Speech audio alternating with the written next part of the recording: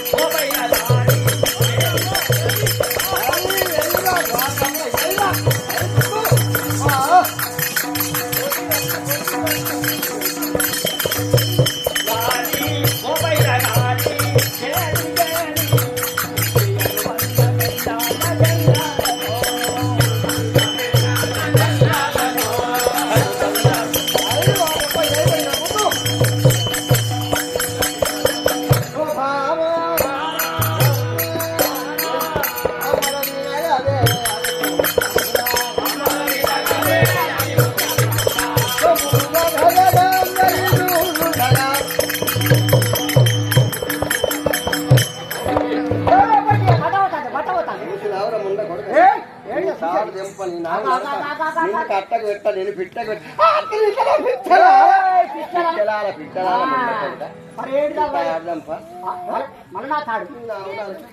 ఎందుకే ఇంకేమున్నది పిల్లగా నా కట్టమన్నావా నా సుఖమన్నావరా నీ వద్దు తాడు నీ నోట్లే నా పోతున్నా చల్లబొత్తు ఏమున్నది నేను మంచిగా చదువుకున్నదాన్ని చదువుకున్నావా నేనా ఇంటర్మీడియట్ మా ఆయన డిగ్రీ ఫైనల్ సరే చదువుకున్న వాళ్ళ పెళ్ళి అయినాక పిల్లగా మాకు పొల్లగాడు ఆయన చదువుకున్నాడు ఆయన నేను చదువుకున్నాడు ఆయన ఏ పనికి లేదు ఉంటాను ఇక మా అత్త మామ బాగా కోపం ఈ ముండ కొడుకు ఈ ముండ బాగా తింటారు పిల్లలు ఏర్పడేయాలని మాకు ఏర్పడేసి పిల్లగా ఆయన ఒక గుడ్డలు ఇచ్చిండ్రు నాకు ఒక కుర్ప కట్టించి నేనే వస్తావటం పెట్టబోవాలి ఆయన కట్టెలు కొట్టుకొని అమ్ముకొని రావాలి ఊరవతలో కృషి చేసిరు బాగా వేసిన వద్దు కదా రోజు ఆయన కట్టెలు కొట్టుకొస్తాడు అమ్ముకుంటాడు తెస్తాడు నేను అండి పెడతాను తింటాను ఇట్లా నా పొలగానికి రోజు 2 గుడ్లు లేని కాదు అన్నం తినేటోడు కాదు గుడ్లు 3 గుడ్లు పిల్లగా అయిన వద్దు కదా పిల్లగా ఓ రోజు ఇంట్లో ఏం లేవు తుప్ప వాన కొడతాను ఏమయ్యా ఇంట్లో ఏం లేవు మనకు పోతే కదా కట్టెలు కొట్టు కట్ట కదా అన్న పెయింట్ గుడ్డలు పట్టుకొని తుప్పరు చిరుకులు పడతాను పొద్దుగాల వేయిన మనిషి అటే ముట్టిపోయింది కానీ కట్టలేడు ఏమైంది ముండ కొడుకు ఇంకా అత్తలేడు అంటే అక్కడే ఆట చూసిందట ఏమాట ఆడి నెమిలి మొగనెమిలి పురి విప్పి ఆట ఆడుతాడు గుడ్డలాడ వారేసిట్టు కథ వీటిని చూసుకుంటున్నాడు 6 అయింది 7 అయింది 8 కావస్తుంది గత్తలేదు ఇంకా రాలే 8కి లేచిండు గుడ్డలు పట్టుకున్నాడు మెల్లగా ఇంటికి వచ్చి నేను దీపం ముట్టి చెడబెట్టినా వచ్చినది కదా ఏమో బియ్యం తెచ్చినామంటే నీ బియ్యం పాడుగా ఏం ఆట అది ఆట చూస్తాను నా 2 కళ్ళు జాలయ్యి అన్నోదు కదా అయ్యో నీ ఆట ఇట్లా పీనుకెళ్ళా ఇంట్లో ముగ్గులు పొలగాని ఎట్టాను అంటే నువ్వు ఆట అంటాను ఉండు బొడ్డి కానా సువ్వరం ఉండా సూత్యం ఉండా బర్బాస్ ఉండా బాడకా ఉండా నువ్వు కాదా నువ్వు ఉండవారా ఉండ కొడుకా అక్కడ నన్ను తిడతాడు అన్నావు కదా మరి ఏ మాట అయ్యా అంటే మాది మొదలే ఈతకమ్మల గుడిసే అలాగే 2 ఈతకమ్మలు గుంజిండు కథ నుడకతాడు తెచ్చిండు దాన్ని కట్టిండు ఇది నడుగు గట్టు అని ఎవరికి ఈకలు ఉంటాయి కదా అక్కడ అని పిల్లగా నడుగు గట్టు కదా చూడు ఆట అని నాకు చూసి పెట్టబట్టి ఆట ఎట్లున్నది ఆట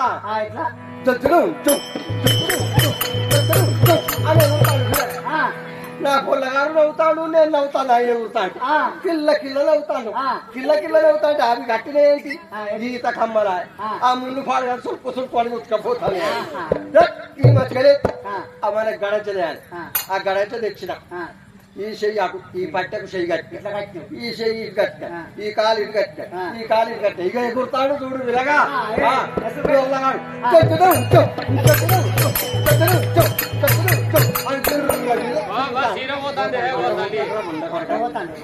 అయ్యో ఎగురుతాడు విలగా నా పొల్లగాడు వదిక్కు నవ్వుతాను నేను వదిక్కు నవ్వుతాను కిల్ల నవ్వుతాను గిర్ర తిరుగుతాంటే ఏం చేసింది గడంచ కోడి పోయింది దీపానికి దాకి దీపం పోయింది సూర్లో పడ్డది ఎప్పుడైతే మనకు మొదలై ఈత కమ్మల కూర్చాయి బర్రనే మంట వేసింది అయ్యో ఇదేం తిరిగి వెళ్తాను నవ్వన్న పొరగానే సంకలు వేసుకున్నా గిదనే బయటకు వచ్చిన ఏముంట కూడా కట్టిన గడంచా అత్తాడు ఇంత దర్వాజకు దాటుతాడు అత్తాడు దర్వాజకు దాటుతాడు ఆ దర్వాజ చిన్న దాయన అనిస్తుంది ఏమున్నది పిల్లగా ఇల్లు కాలింది కూలింది నా కూడా అల్లడే తెల్లగా పక్కన సచ్చి తెల్లగా కలబడ్డాడు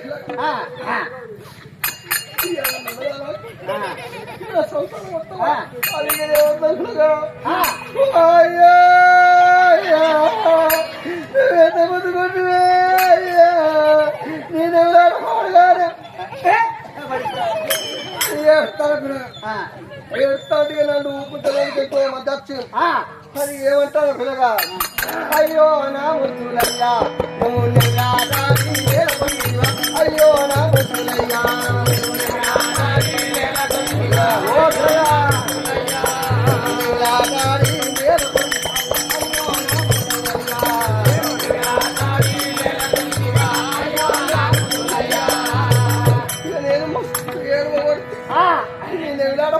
ఎక్కడి నుంచి చూసుకొచ్చినవో నీకు సాగు ఊకేనా నచ్చ పిల్లగా అదిగా నేను ఏడుతాంటే పిల్లగా నా పొల్లగాడు ఊపుకుంటాడా రాత్రి అన్నం లేదా అని నా పొల్లగాడు ఏమంటాడు పిల్లగా అవ్వో నా ముద్దు నవ్వా ఆ 2 ముద్దు నా కన్ని తెస్తే అవ్వో నా ముద్దు నవ్వా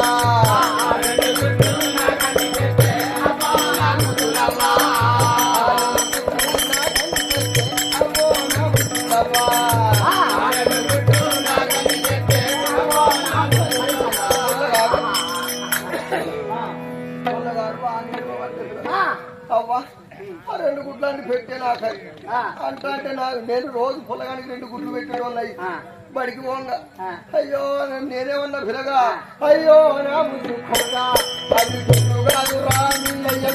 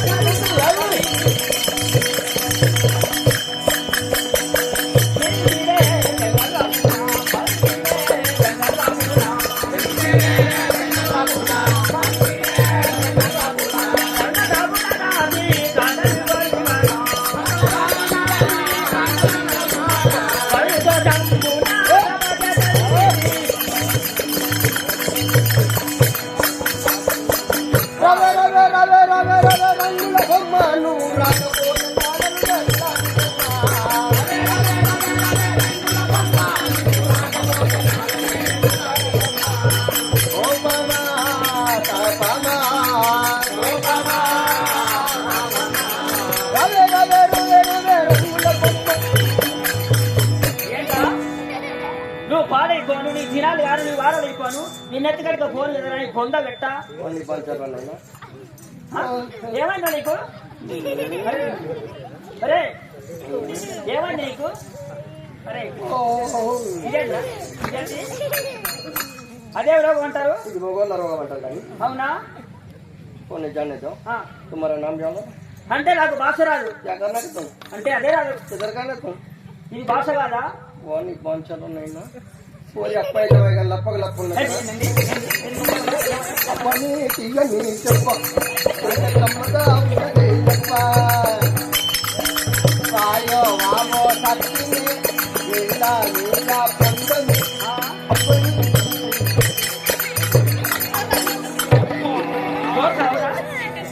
నాలాంటి అక్కలు లేరా, చెల్లెలు లేరా? ఊడగొట్టుకున్నావా? ఈ రుద్రాన్ని చెల్ల పెట్టుకున్నావా? నీ గుంపదేగా నువ్వు పాడైపోను, నీ తినాలి గాను, నీ పండు పిండి గాను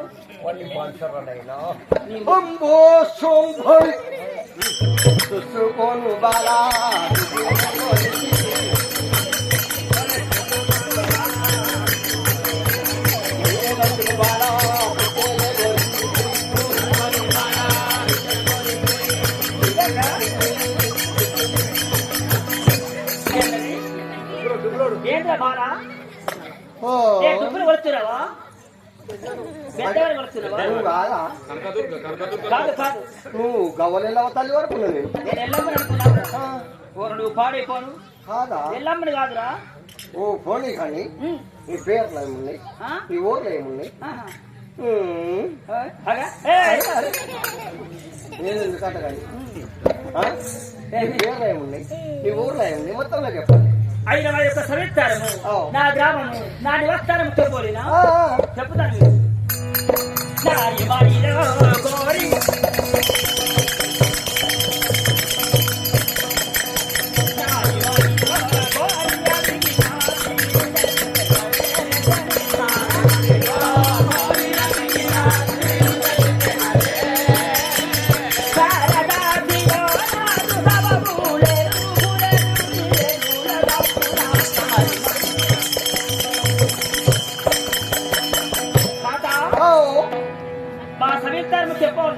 చెప్పాలి కదా, చెప్పన్నా మరి చెప్పాలి. మా గ్రామము, నా నివాస్థానము, నా పేరు చెప్పన్నా మరి. చెప్పు చెప్పన్నా. పండగమనరో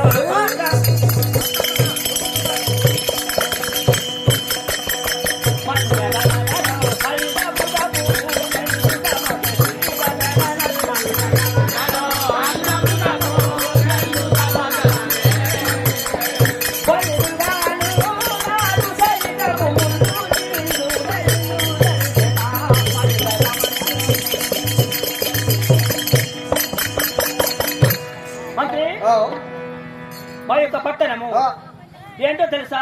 ఏంటి? మా కులము, మా టీవీ, మా సంస్కారము ఏంట్రా అంటే మా యొక్క పూర్వస్థితి, మా చరిత్రము. మరి టీవీ అంటే ఏ టీవీ ఉన్నదని నేను అనుకున్నా. ఏం మీ ఊర్లో ఏమున్నాయి? మా ఊరు నిత్య కళ్యాణము పత్రి తోరణముతో వెలుగొందుతున్నటువంటి మా యొక్క గ్రామం అయినా మహేంద్రాపురి పట్టణం. మీ యొక్క గ్రామం మహేంద్రాపురి పట్టణం. దాని పరిపాలనతో రాష్ట్ర పేరేంది? మహేంద్రాపురి పట్టణంలో ఎత్తు గడ్డ మీద కూర్చుని 10 మందికి బుద్ధులు చెప్పే నాయకుడైనా నా భర్త పేరు హిరణ్యకశిప మహారాజు. అయినా అతడే. నీ పేరేముంది? నా పేరా చెప్తాను.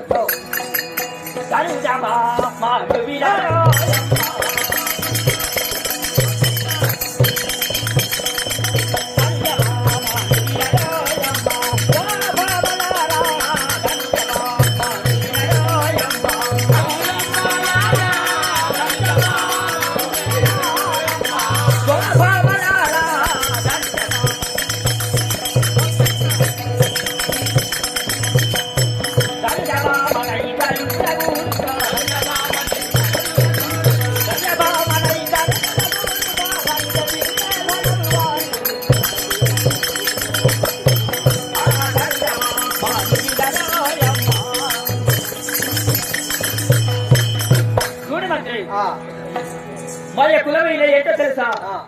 మా యొక్క కులము ధనుజా కులం అంటారు. ఓ మీ కులమైన ధనుజా కులం. ధనుజా కులం అంటే రాక్షస కులం. ఓ రాక్షస కులం. వాళ్ళ మీ ఆయన పేరు హిరణ్యకశ్యపుడు. ఓ మీ పేరు?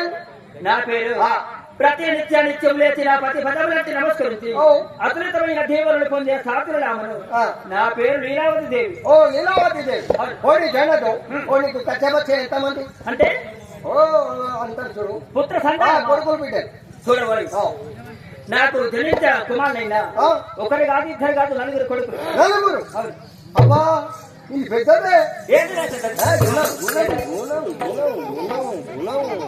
నలుగురు గన్నవంటే ఓపిక కావద్దా మరి? అంటే ఆ భగవంతుడు సంతానం జనగంటానికే ఇవాళ మా ఎక్కువ ఉన్నది. నువ్వు నలుగురిని కన్నావంటే ఎంతైనా నీకు పెద్దదే కదా. ఏంటి పెద్దది? గుణమైనా ఓపిక అయినా అయినా నాకు నలుగురు కొడుకులు ఉంటారు. వారి పేరు చిత్ర విచిత్ర వీరులు అంటారు. మళ్ళా ముందరేంటి? ముందరేంటి? నలుగురు కొడుకులే కాక మళ్ళీ గర్భం దాల్చాను. మళ్ళా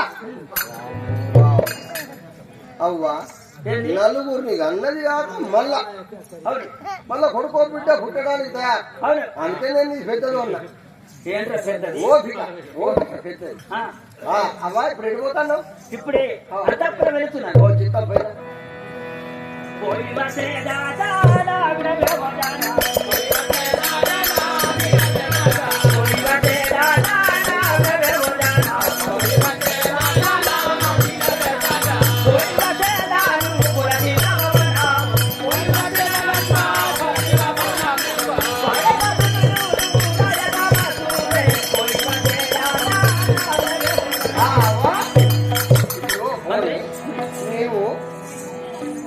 ఎప్పుడు చూసిన మహారాజు రాక్షస కులంలో పుట్టారు కానీ మాకు తొందర ఏంటో తెలుసా? ఏంటి? మాకు భగతుడైనా ఉన్నాడు ఒకడు. ఎవరు? ఆ నల్లవాడు ఖైరవాడు శ్రీహరి అంటే శ్రీ మహావిష్ణు మాకు భగతుడు. ఎందుకని మీకు భగతుడు? ఎందుకంటే నేను గర్భముతో ఉండగా మరది హిరణ్యాక్ష నాకు పుల్లటి మట్టి కావాలని కోరగానే మీ మరిది గారిని కోరుకున్నావు. హిరణ్యాక్షుడు కోరుకున్నావు కదా. కోరుకోదని మా యొక్క వదిలి నా పుల్లని మట్టి కోరాది. మట్టి కోసమై ఆ హిరణ్యకశ్యపుడు వెళ్ళాడు. వెళ్ళిపోయింది. ఎటు చూసిన అంత మట్టే ఉంది కదా, భూమిలో అంత మట్టే ఉంది. పుల్లటి మట్టి అంటే ఎలా ఉంటది నాకేమాత్రం తెలియదు అని భూమిలో ఒక చాప విధానం చుట్టుకుంటూ వెళుతున్నాడు. వెళ్ళగా అప్పుడు భూదేవి దేవతలందరి కూడి వైకుంఠపురం వెళ్ళి శ్రీ మహావిష్ణుతో మొరబెట్టుకున్నారు. ఏంటయ్యా రాక్షసుడైనా హిరణ్యాక్షుడు భూమిలో ఒక చాప విధానం చుట్టుకుంటూ వెళుతున్నాడు, మేము ఎలా జీవిస్తాం ఎలా బ్రతకాలి అని మొరబెట్టుకోక ఆ శ్రీ మహావిష్ణు ఏమన్నాడు తెలుసా? కాలం వాసన్నమైనప్పుడు నేనే చూసుకుంటాను, మీరు ఎవరి సాగర వాళ్ళు వెళ్ళండి. చెప్పగానే సాగబడమనని కొన్నాళ్ళు సాగబడ్డారు. అప్పుడైనా శ్రీ మహావిష్ణు ఏ అవతారం ఎత్తి చంపాడు తెలుసా? శూకరమనగా పంది అవతారం ఎత్తి కోరల చేత వధించాడు నా మరది. మరదినైనా పంది అవతారం మీద చంపాడు. చంపినందుకు ఆ చంపిన పగ ఆ వార్త నా భర్తకు తెలిసి ఎవడు నా యొక్క తమ్ముని చంపిన వాడు కిరాతకుడు ఎవడని ఆ శ్రీ మహావిష్ణు ఎక్కడ ఉన్న వారిని వధిస్తానని భూలోకము నాగలోకము నా భర్త భయములకు శ్రీహరి ఆ శ్రీ మహావిష్ణు ఎక్కడో దాగబడ్డాడు. ఇప్పటికీ నా భర్త కంటికి కనిపిస్తలేదు. చూస్తాడు. ఒకవేళ అతను కనిపించినా వాడిని వధిస్తానని ప్రతిజ్ఞ మీ ఆయన నా భర్త హిరణ్యకశ్యపుడు. అందుకే బాధపడతాను. అవును మంత్రి. ఇప్పుడు వెళ్ళిపోతాను. ఇప్పుడే లోనికి వెళ్తున్నా. చిత్తం పైన